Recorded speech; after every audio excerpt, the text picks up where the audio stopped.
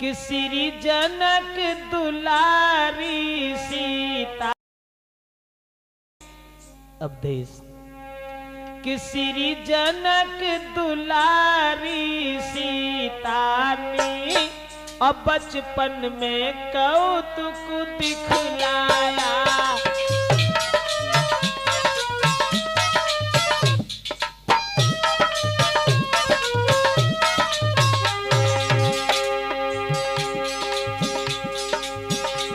श्री जनक दुलारी सीता ने बचपन में कौतुक दिखलाया। श्री शंकर जी का महाधनुष एक ही हाथ से उठा लिया।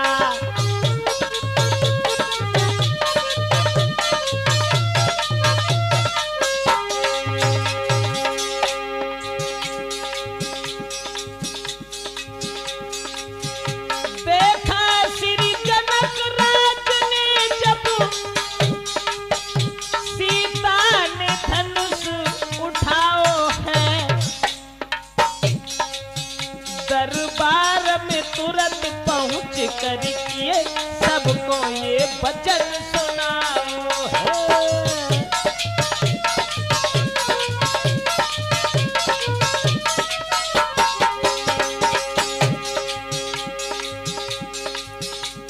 सीता जी ने धनुष उठाया। 5 साल 5 महीना 7 दिन की उम्र थी उस दिन। तो जनक ने एक बात सोची, श्री शंकर जी के धनुबा को जो भी वीर यहाँ तोड़ेगा, मेरी बेटी सीता के संग में वो बहादुर रिश्ता जोड़ेगा।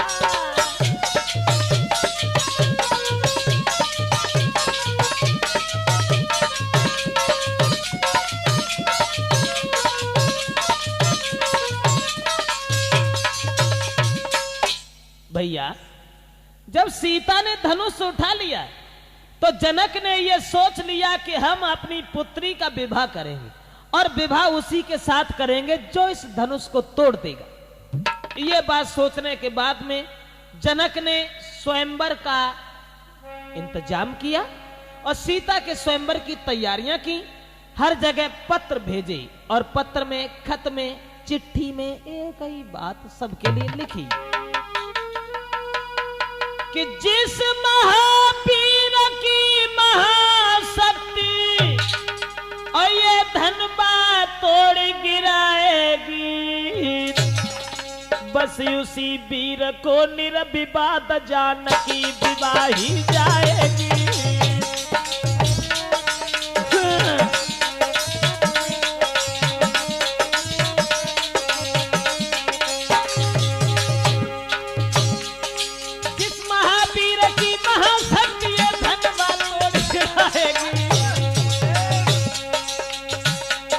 बस उसी वीर को निर्विवाद जानकी विवाही जाएगी।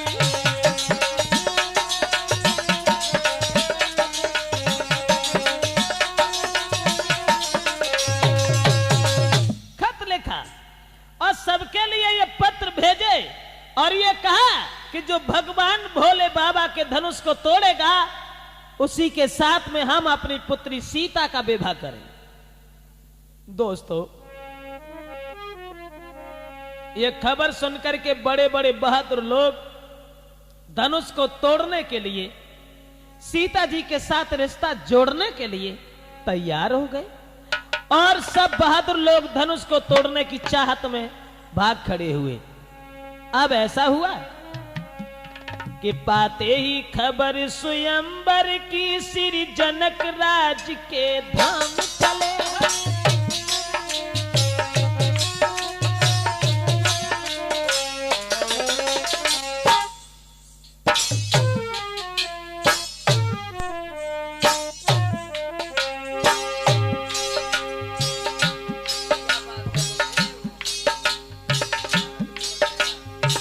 विश्वामित्र ने सुना आजमगढ़ में विश्वामित्र का आश्रम था। और आजमगढ़ में विश्वामित्र ने सुना, कब सुना? क्वार के शुक्ल पक्ष की एकादशी को। हाँ, एकादशी को विश्वामित्र ने सुनी कि सीता का स्वयंवर है।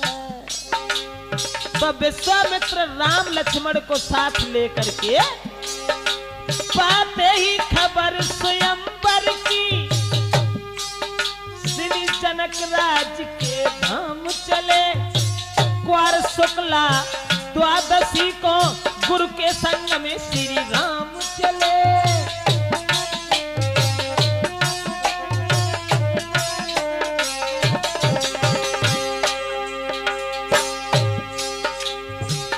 एकादशी को खबर मिली लला, और क्वार के शुक्ल पक्ष की द्वादशी को राम लक्ष्मण को संगलो और विश्वामित्र स्वयंवर देखने के लिए चले। क्वार के शुक्ल पक्ष की द्वादशी को।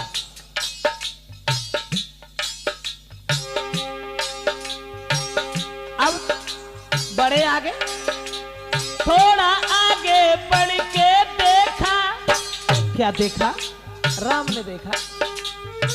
थोड़ा आगे बढ़ के देखा, पीहड़ उजाड़ निर्जन बन है। पशु पक्षी नजर न आते हैं, सावन भी जहां भयानक है।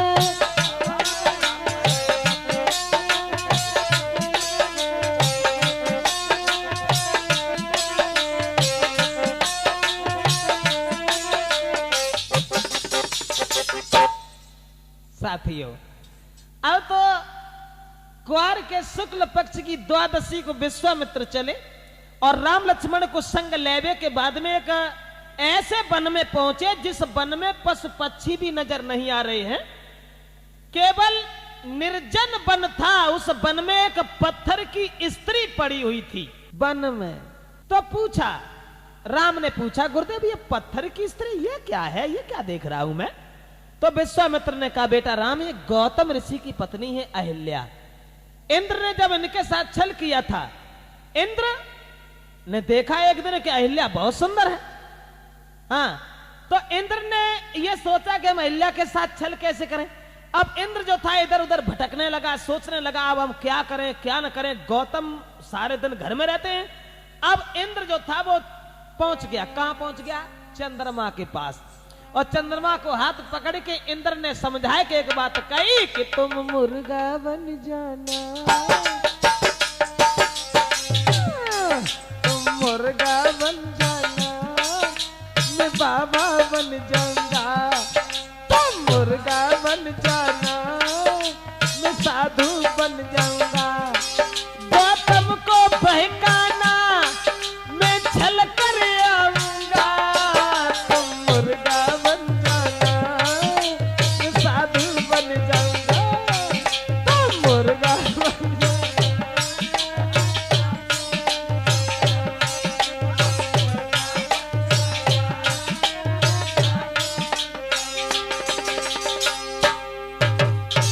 अब देख, विश्वामित्र पेड़ पे बैठा रहे के राम को समझाने लगे कि इंद्र को चैन न आया अहिल्या को देख के। और चंद्रमा को हाथ पकड़ के बोले कि देखो चंद्रमा, थोड़ी मदद करो हमारी। गौतम ऋषि जाते हैं गंगा स्नान करने के लिए। तुम रात समय जाना, आवाज लगा देना, मैं घर घुस जाऊंगा, ऋषि को बहका लेना।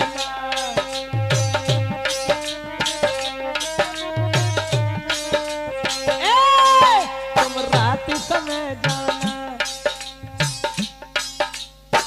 किसने कही? चंद्रमा से इंद्र ने। तुम रात समय जाना, ऋषि को बहका देना, बस इतना काम करना, एहसान मेरा करना। और गौतम को बहकाना, मैं घर में घुस जाऊंगा।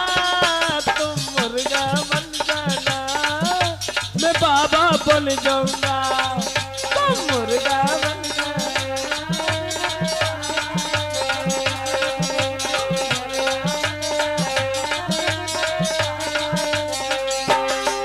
गौतम को बहकाना मैं छल कर आऊंगा तुम मुर्गा बन जाना साधु बन जाऊंगा तुम मुर्गा बन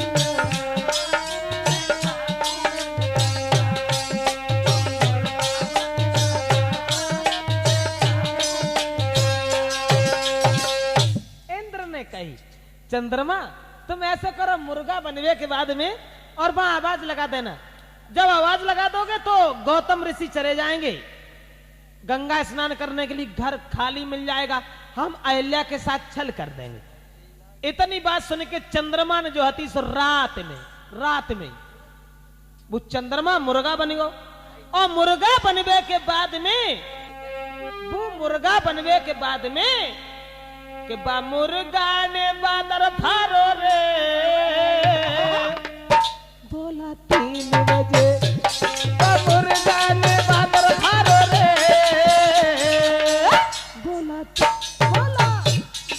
3 बजे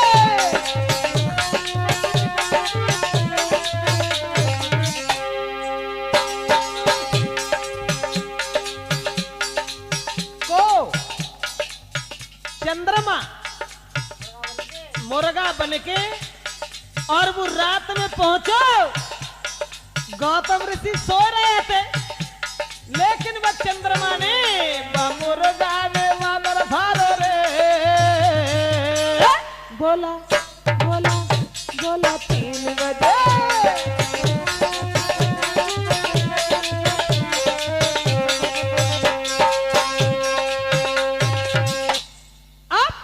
गौतम ऋषि जो थे वो गंगा स्नान करने को चले गए, सोचने लगे अरे आप तो बड़ी जल्दी सवेरे हो समझ नहीं रहे आओ।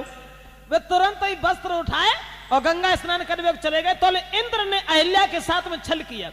अब अहिल्या के साथ जब छल किया गौतम ऋषि ने उधर देखा, अब तुरंत ही बताया उन्होंने गंगा ने कि तुम्हारे घर में छल हो रहा है। तुरंत आए और उन्होंने अपनी स्त्री को श्राप दे करके पत्थर बना दिया, बस बेई पत्थर जो अहिल्या पड़ी है तासे तुम इनको उद्धार करो।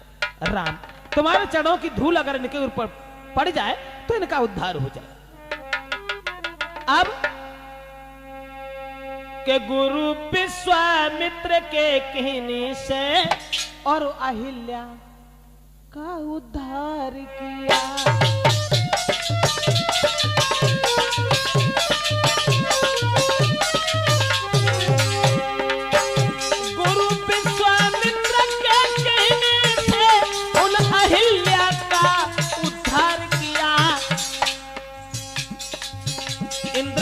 संग जो बेकलंकित थी उन पापों से उन्हें पार किया।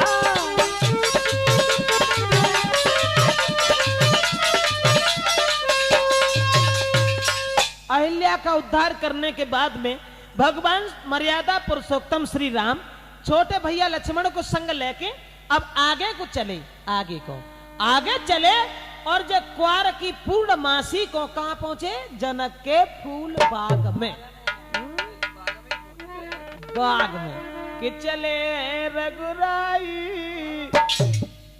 राम चले हैं रघुराई के पहुंचे फूल बाग में जाई चले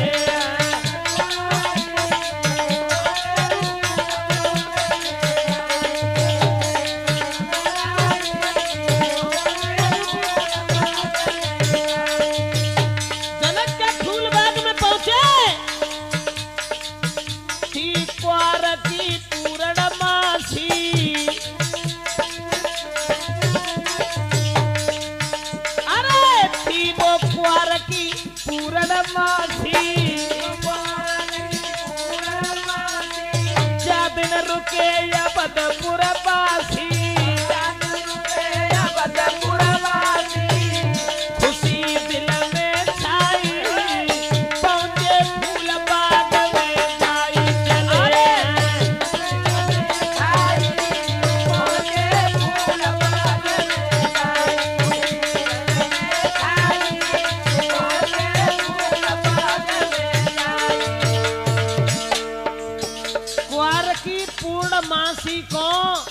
राम और लक्ष्मण पहुंचे जनक के फूल बाग में। अब विश्वामित्र गुरु के ढिंग में बैठे लगन भ्रात के संग में, कहे गुरु समझाई पहुंचे फूल बाग में जाई।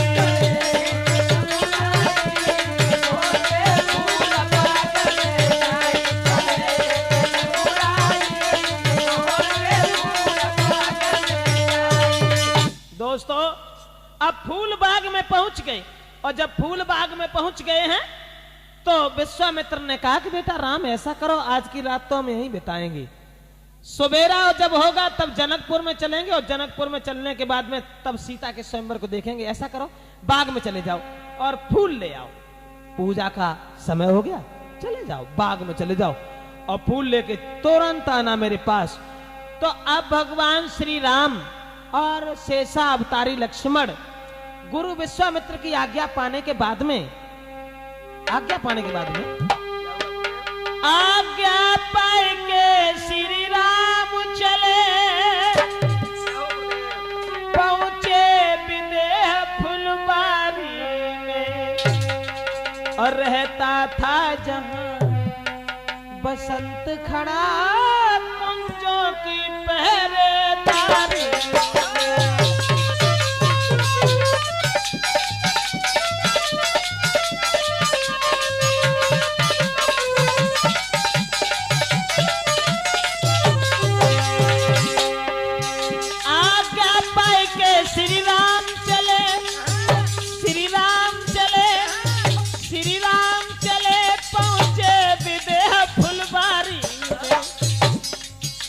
रहता था जहां बसंत खड़ा कुंजों की पहरेदारी।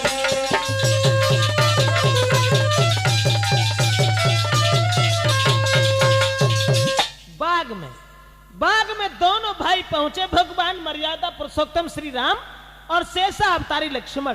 जब दोनों भैया वन में पहुंचे तो उस बगीचा में देखते जा रहे हैं कि बड़े सुंदर सुंदर वृक्ष हैं, सुगंधित पुष्प झूल रहे हैं। और बगिया के जब बीच में पहुंचे तब कुछ और देखो लला, तब कहा देखो कि बगिया के बीच में कि चौकोर चारू चौपड़ वाला, बगिया के बीच सरोवर है, उसी सरोवर के समीप श्री गिरजा जी का मंदिर है।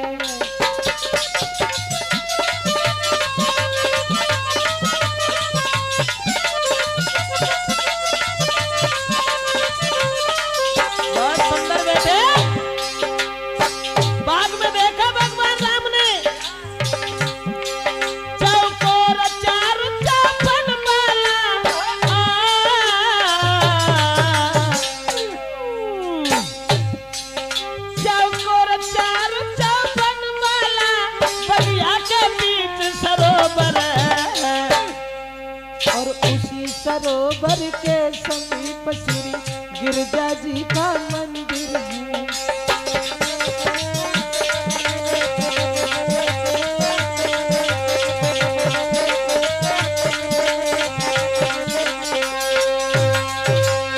भगवान राम ने देखा एक बड़ा सुंदर तालाब है और तालाब के किनारे पर एक गिरजा का मंदिर है। अब उसी मंदिर के पास में दोनों भाई बैठ गए। कौन? भगवान श्री राम और शेषा अवतारी लक्ष्मण। अब दोनों भाई उस मंदिर के पास में बैठ गए, लेकिन उधर सीता जी सहेलियों को संग लेके और 22 दिन और 22 समय पे बाग में पहुंची। अब एक सहेली जो थी सीता जी के पास से बिछड़ी गई। इतले सखियन को संग जानकी, अब देश अरे सखियन को संग जानकी और फूल बाग में आई, और उत बगिया के बीच में बैठे राम लखन।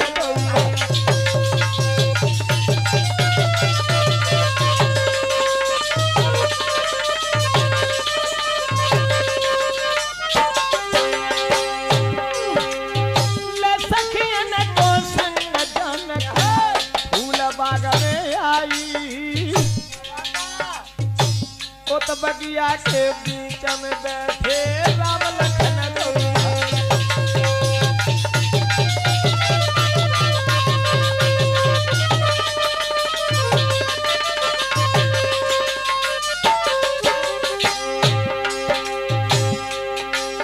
एक चतुर सहेली सीता जी की, एक चतुर सहेली सीता जी की पास राम के आई।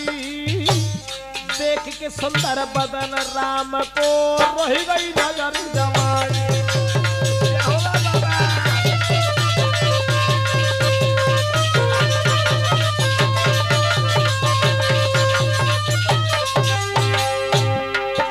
और देख राम को चतुर सहेली लौट भाज के आई।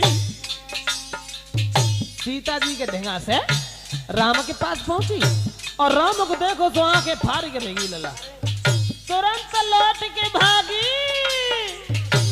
सीता जी के पास पहुंच के लौट भाज के आई। हाथ पकड़ के सीता जी को बोली उठी समझाई।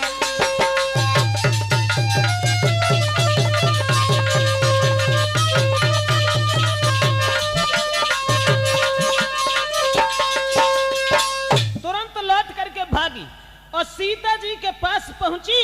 सीता जी को हाथ में पकड़ के जवाब दो सहेली, इतने सुंदर दो राजकुमार इस बगीचा में बैठे हैं जिनके सुंदरता की बड़ाई 2, 4, 10, 20 दिन नहीं सारी जिंदगी करें फिर भी कम है। लेकिन सहेली हमें तो केवल ये मालूम पड़ता है जिनकी कहानी हमेशा सुनते रही। वही भगवान श्री राम के सुना सजनी राम बगिया में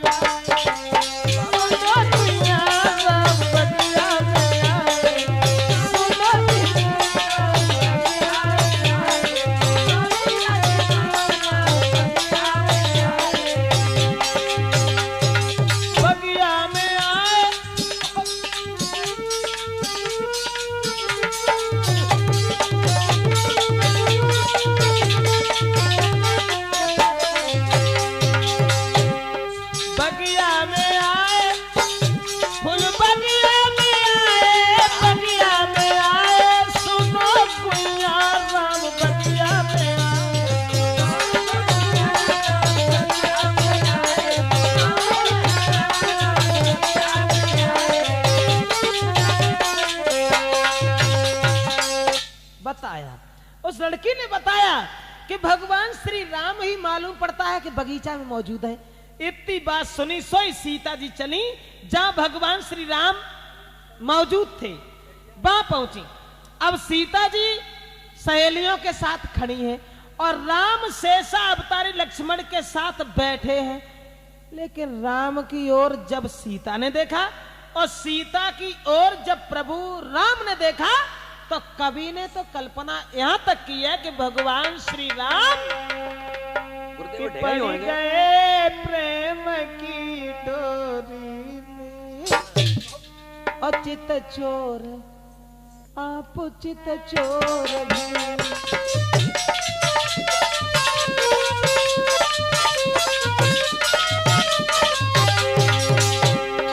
राम पड़ गए प्रेम की डोरी में। चित चोर आप चित चोर भय। सीता की सूरत जब देखी तो राघव के नैन चकोर भय।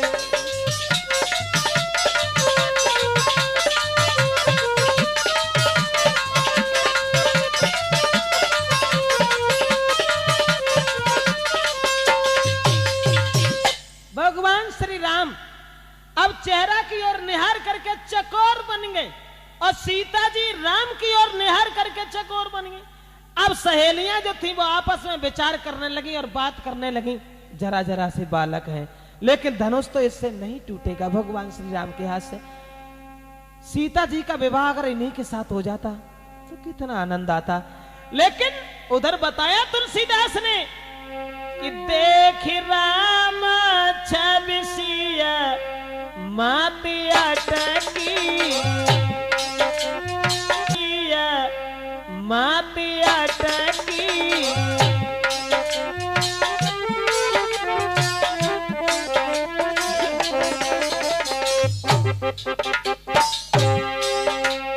देख राम गति सिय मत अटकी, देख राम छवि सिय मत अटकी, देख राम छवि सिय मत अटकी, देख राम छवि सिय मत अटकी, सिय छवि देख राम मत भटकी।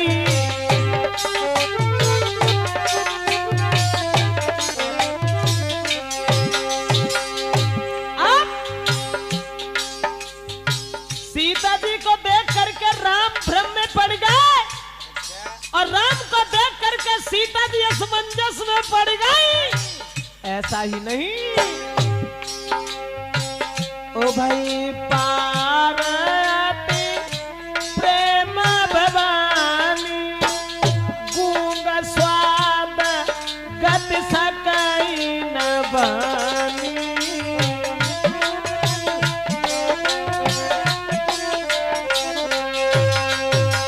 सीता जी को राम ने देखा, भ्रम में पड़ गई।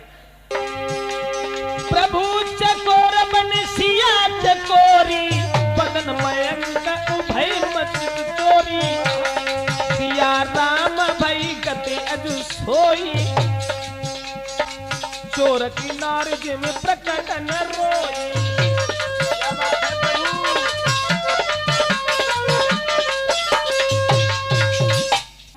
सीता जी मंदिर में पहुंच गई अंदर पूजा करने के लिए, और इधर गुरु विश्वामित्र के पास में भगवान श्री राम और लक्ष्मण लौट करके चले आए।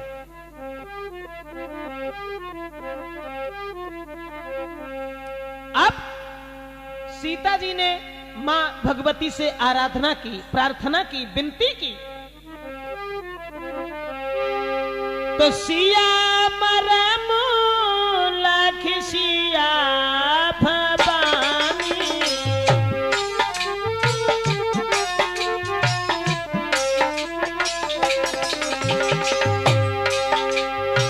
सिया मरम लख सखी सयानी, पर बस पुनी मंदिर में आनी।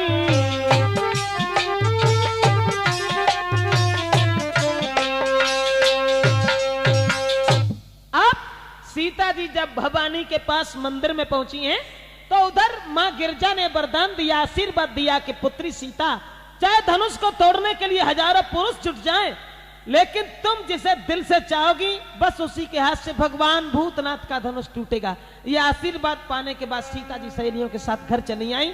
उधर विश्वामित्र के पास में राम और लक्ष्मण बैठे हुए थे, लेकिन जनक को खबर मिली कि भगवान श्री राम यहाँ पर मौजूद हैं, भगवान श्री राम आए हुए हैं। तो उसी समय जनक जो थे प्रभु राम के पास पहुंचे गए, जहां विश्वामित्र के पास बैठे थे। अरे करके बिनती श्री जनक राज, उन्हें लेके संग बुलाई है, लाए संग बुलाई है, नव दुल्हन जैसी जनकपुरी, अच्छी तरह से जो सजाई है।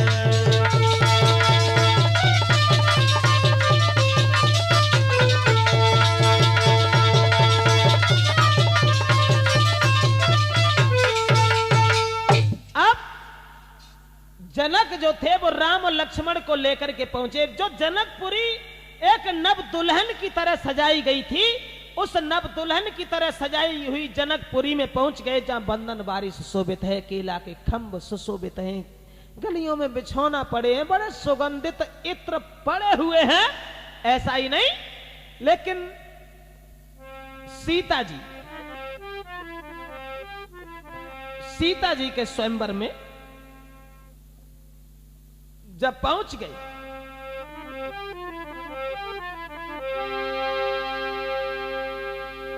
उधर सीता जी चली कहां? रंगभूमि में। रंगभूमि में जब सीता जी जयमाला लेकर के चली, ऋषिदेव तुलसीदास ने ये लिखा कि रंग भूमि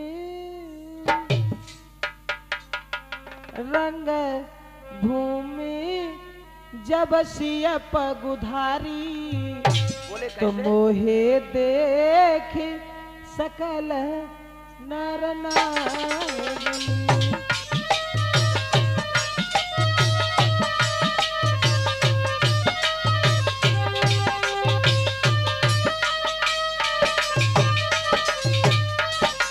बहुत सुंदर बच्चे,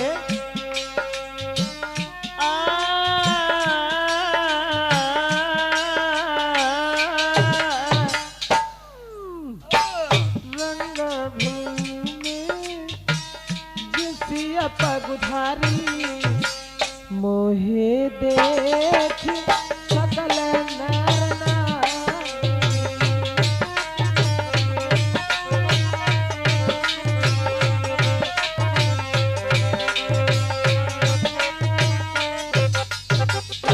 अब तुलसीदास ने तो ये लिखा कि रंग भूमि जब सिय पगुधारी, तो मोहे देख सकल नर नारी। यानी रंग भूमि में जब सीता जी ने कदम रखा तो गड़बड़ है गई, समझ में की बात है गुरुजी वहीं बैठे। तुलसी, अब चक्कर यह है ना कि रामायण में हर जगह शंका है। तुलसीदास ने तो ये बताया कि रंग भूमि जब सिय पगुधारी, यानी सीता जी ने जब उस रंग भूमि में कदम रखा तो सीता जी को देख करके कि मोहे देख सकल नर नारी। यही शंका है महाराज। शंका तो केवल जवाब की है ना। जब तुलसीदास ने जगह के सीता जी को देख के स्त्रियां और पुरुष सब मोहित हो गए, और वे तुलसीदास रामायण में एक जगह ये लिख रहे हैं कि मोहे नारी नारी के रूपा, पनगार यही रीति अनुपा।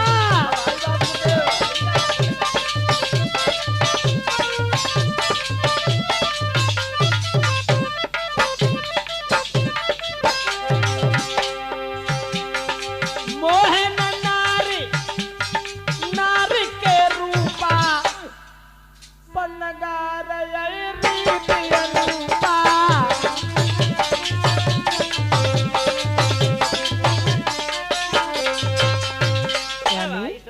कि मोहे नारी नारी के रूपा, और पन्नगार यही रीति अनुपा। वहीं आ जाइए, तुलसीदास ने ये लिखा कि रंग भूमि जब सिय पगुधारी। पगुधारी, पगुधारी भगवान श्री राम का नाम था। बताया तुलसीदास ने कि जब से नारी अहिल्या तारी, तब से नाम पड़ो पगुधारी। भृगु ने छाती में लात जो मारी, तब से कहते रे पगुधारी। इसलिए सीता जी को देख के नहीं, रंग भूमि जब सिय पगुधारी, मोहे देख सकल नर नारी।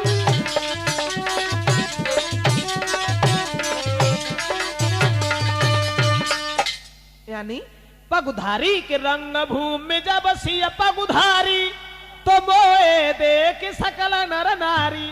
सीता जी को नहीं, पगुधारी, पगुधारी भगवान श्री राम का नाम था। अब राम को निहार करके स्त्रियां और पुरुष सब मोहित हो गए। आप आ जाइए आगे। ऐसा हुआ उस रंगभूमि में सीता जी जयमाला लिए खड़ी हैं और श्री राम विश्वामित्र के पास बैठे हैं। बड़े बड़े बहादुर लोग धनुष को तोड़ने के लिए जाने लगे, जोशीले बाजे बज रहे हैं। अब धनुष टूटना बहुत बड़ी बात थी, एक तिल भी किसी ने उस धनुष को हिला नहीं पाया। अब तुलसीदास ने फिर एक शंका कर दी। उन्होंने ये लिख डाला कि भूप सहस्त्र दस ए कही बारा,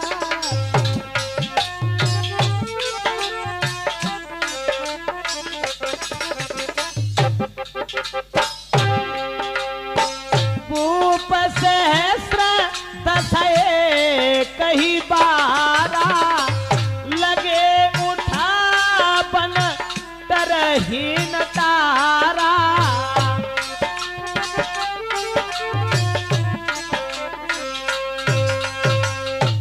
तुलसीदास ने ये बताया कि भूप सहस्र दस, एक सहस्र 1000 का होता है। तुलसीदास ने ये लिखा कि भूप सहस्र 10, एक ही 12 और लगे उठा बन तरही नटारा, यानी 10,000 राजा एक ही बार धनुष से चिपट गए। अब धनुष नहीं हिला। अब असमंजस की बात, एक शंका की बात कि 10,000 राजा धनुष से चिपट गए धनुष को तोड़वे के लिए, लेकिन राजेश 10,000 राजन के 20,000 हाथ तो हो ही गए, फिर वो धनुष कितो लंबो हो तो जो 20,000 हाथ बन गए। या 10,000 राजा जब धनुष तोड़वे के लिए लग गए और धनुष टूट जातो तो फिर सीता जी किन किन के जयमाला डालती। लेकिन ऐसा नहीं, तुलसीदास ने लिखा, गलत नहीं लिखा कि भूप सहस्र 10 एक ही 12, यानी 10,000 राजा एक ही बार धनुष से चिपट गए। लेकिन भगवान भोले बाबा के धनुष में वो करामात थी, जितने बलवान लग जाते थे उतना ही धनुष लंबा हो जाता था, सबकी ताकत को खींच करके अपने वजन को बढ़ा लेता था। 10,000 राजा लग गए, धनुष नहीं हिला, जोशीले बाजे बजना भी मंद पड़ गए। जनक उठ करके खड़े हो गए और कहने लगे सभा के लोगों, आज समझ गया मैं, आज मैं समझ गया, अब समझ लिया उन पुरखों की,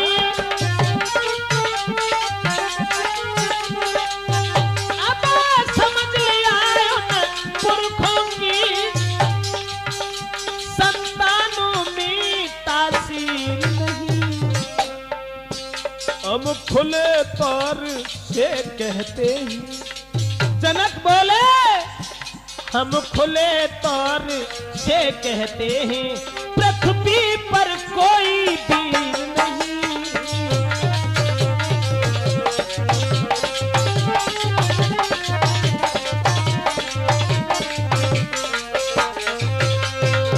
आज पता चल गया।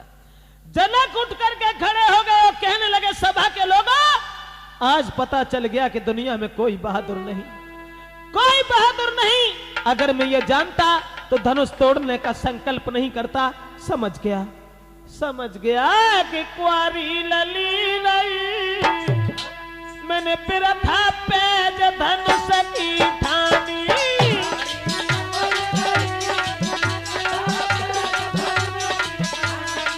कुंवारी धिया नहीं, बिरथा पेज धनुष की ठानी।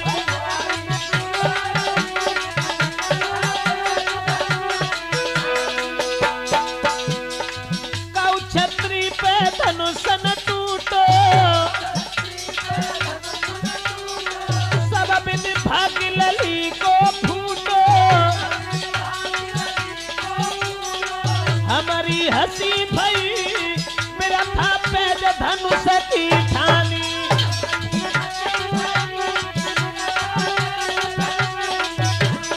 कुंवारी धिया रही मेरा था पेज धनुष की ठानी।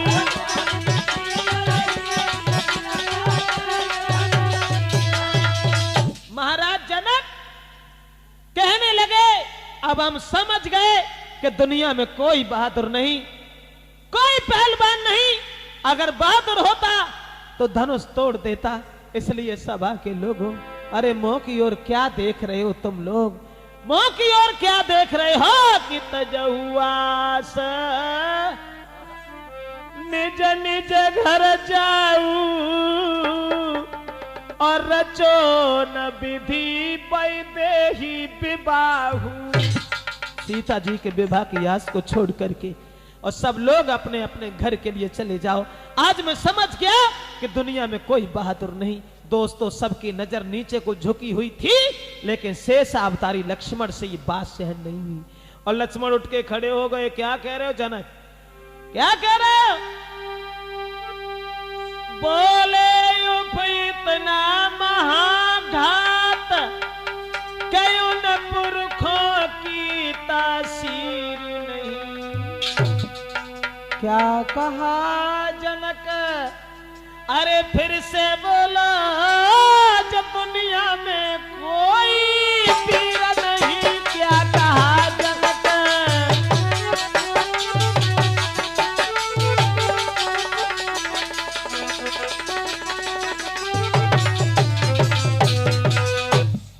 लक्ष्मण खड़े हो गए और कहने लगे, जनक क्या कह रहे हो कि दुनिया में कोई बहादुर नहीं। अरे ये धनुष धनुष धनुष तो बहुत छोटी बात है। जनक यदि आज्ञा जो गुरु की पाई जाऊं, ब्रह्मांड के यदि हिलाई डाले, कहो सूरज चांद को निकल जाए और यम को खाक मिलाई डाले।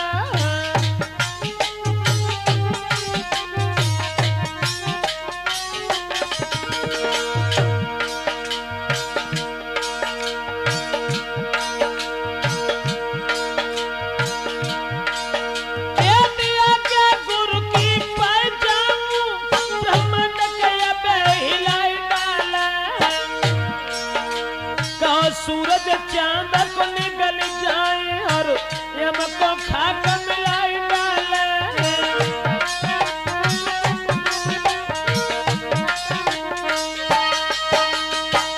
लक्ष्मण खड़े हो गए और कहने लगे, जनक क्या कह रहे हो, धनुष तो बहुत छोटी बात है। अगर गुरु विश्वामित्र का आदेश हमें मिल जाए तो सारे ब्रह्मांड को गेंद की तरह से उछाल दूं। दोस्तों, जो ये वचन सुने सबकी नजर लक्ष्मण के चेहरा पर जम गई कि जरा सा लड़का और इतनी लंबी बात। अब यहां पर भी शंका है, क्या लक्ष्मण सीता जी के साथ शादी करना चाहती थी? ऐसा ही कुछ होएगा। बात एक और थी, लक्ष्मण सीता के साथ शादी तो नहीं करना चाहते थे। उसमें कारण सिर्फ यह था कि सूरवीर मर सकता है लेकिन कभी इस तरीका की बात नहीं सुन सकता, इसलिए लक्ष्मण को बोलने में विवश होना पड़ा। लक्ष्मण सीता के साथ शादी नहीं करना चाहते थे। तो गुस्सा में कह गए। हाँ, तो विश्वामित्र कहने लगे, बैठो लखन खामोश, ये काम तुम्हारा है नहीं, व्यर्थ बढ़ाते जोश। विश्वामित्र ने लक्ष्मण को बैठा दिया और विश्वामित्र ने भगवान श्री राम से संकेत किया कि राम धनुष तोड़ो, जनक के संताप को दूर करो। उसी समय राम चले। जब राम की उम्र 14 साल 6 महीना 5 दिन की थी, अब 14.5 साल की उम्र में और भगवान श्री राम धनुष को तोड़वे के चले। अब बड़े बड़े बहादुर लोगों ने देखो तो हंसन लगे कि चिड़िया चली पहाड़ उठाए, देखो देखो ये धनुष उठाती। ऐसे ही हो तो। लेकिन राम की ओर निहार करके सीता जी बड़ी परेशान है, सोच रही है कि इतने बलवानों से धनुष नहीं टूटा तो भला प्रभु राम के हाथ से कैसे धनुष टूट जाएगा। लेकिन राम बढ़त चले गए और एक हाथ से उन्होंने धनुष को उठा लिया। कब? लगत कार्तिक परिवा के दिन। हाँ, अच्छा। और परिवा वाले दिन जब धनुष उठा लिया, लेकिन वो धनुष फिर पता नहीं कब झुका, धनुष या बाजी कयाई कानूनी।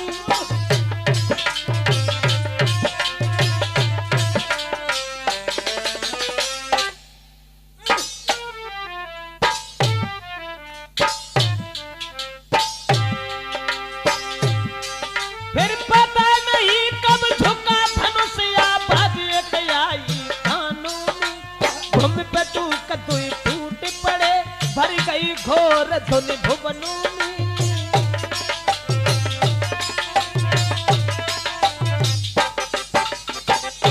अब लगत कार्तिक परिवा वाले दिन भगवान श्री राम ने धनुष तोड़ दिया और धनुष जैसे टूटो, सब लोग जो थे राम के चेहरा की ओर चकोर बन गए, टकटकी लगा के निहारते रहे। और सीता जी की सहेलियां बोली, चलो अब तो धनुष टूट गया, जयमाला पहनाओ। और सीता जी राम के पास ठाड़ी भई। तब राम की उम्र थी 14.5 साल की और सीता की उम्र थी 6.5 साल की। अब राम की गर्दन तक ना पहुंच पाई, उचक के रह जाती हैं। तो सीता जी की सहेलियां राम से बोली कि झुकी जाइयो लला रघुवीर, लली मेरी बारी है, झुकी जाइयो।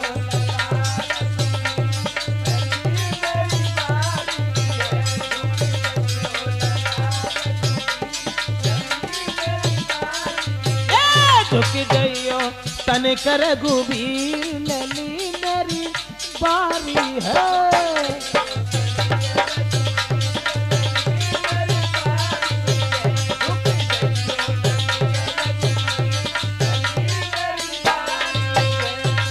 राम ना झुके ठाड़े रहे मन में सोची चलो झुके जा तो कौन सी बड़ी बात है। और झुकवे को तैयार भाई सोई लक्ष्मण ने पीछे से कही कि भैया ससुराल में और सौ भौजाई के सामने पहली बार झुक गए तो पूरी जिंदगी ऐसे ही झुके रहे तो सीधे ठाड़े रहो। अब राम ना झुके तो जनकपुरी की सब सखियन ने लक्ष्मण से विनती करी तुम ही कोई उपाय सोचो। तो लक्ष्मण बोले हाँ हम तो धनुष की तोड़वे के बाद में जयमाला जरूर पहनवाई दी, ऐसी कौन सी बड़ी बात है। अब राम के पैर छुए लक्ष्मण ने झुक करके, और राम ने झुक करके लक्ष्मण के सर पे हाथ रखा। सीता को मौका मिल गया, उन्होंने जयमाला डाल दी और तुरंत सीता जी जो होती सो घर को चली गई। ये एक दूत अयोध्या के लिए भेजो गो, वो कार्तिक की चौथ को अयोध्या में पहुंचो और खबर सुनाई। तो दशरथ बड़े खुश भये और पांचे को बरात सजाई। अब पांचे को बरात लेके चले। अब कार्तिक के महीना के कृष्ण पक्ष की 13 को बरात पहुंची कहां? जनकपुर में। और हुन जाए के लला ऋषि देव बरात भगवान श्री राम की 39 दिन रुकी। 39 दिन, बहुत दिन रुकी समझो। अब 39 दिन बरात हुन रही। बाके बाद अगेन के शुक्ल पक्ष की 5 को राम का विवाह हुआ सीता के साथ में। और राम का ही विवाह नहीं, लक्ष्मण का उर्मिला के साथ हुआ, भरत का मांडवी के साथ हुआ, शत्रुघ्न का श्रुतकीर्ति के साथ हुआ। चारों भाइयों का विवाह हुआ। और शादी हुए के बाद 35 दिन बरात फिर हुई रही। उतत पूस दशमी को बरात जो हती से लौटवे को तैयार भाई। अब हुए दशमी को बरात लौटवे को तैयार भाई। कार्तिक में गई, उतत पूस दशमी को लौटवे को तैयार भाई। तो नवमी के दिन जब भोजन करवे के लिए बैठारे गए लोग बाग, तो जनकपुरी की लड़कियां बोली चलो आज गारी गाने कल बरात चली जाए। अब वे गारी गान लगी ठाड़ी मई।